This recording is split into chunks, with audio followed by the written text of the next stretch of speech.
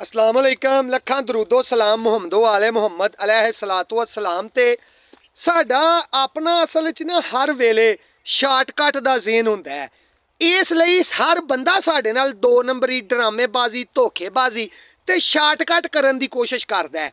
वो भी तो इत्थों दे ही ने ना, पाकिस्तानी ही ने ना, साडे नाल दे ही ने ना।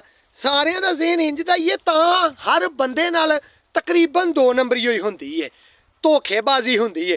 आ गल गल ते नहीं बंदे आंदे अल्लाह दी कसम है, कसम ले लै, कुरान दी कसम है।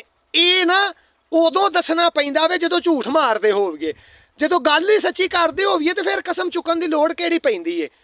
आपां 7 दिन होए ने, एक जनाजे ते गए असी ते उन्हां दा मुतलका MNA लंघदियां ना जनाजगा भी सड़क दे उत्ते सी ते उत्थे गड्डी खिलार के ना ते अंदर वड़ आया, ठक ठक दरवाजे वजे, लोगों पता लगा, नाल दो त्रै गनमैन सन, ड्राइवर भी, वो बाबा 5-7 जी ना अंदर वड़ आए जनाजे च।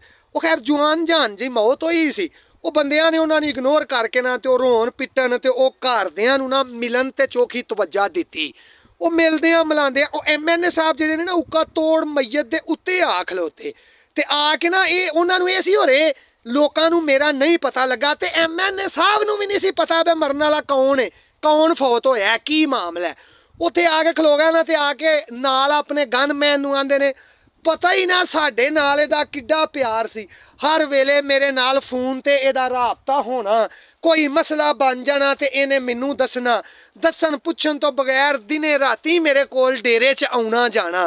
वो जेड़ा उन्हां दे महल्ले दा एक बंदा सी ना, मरन वाले महल्ले दा, उन्हें थल्ले ठुड्डा मारिया, उन्हें कहा सर जी लित्तर ना खाया जे, ये औरत मोई जे।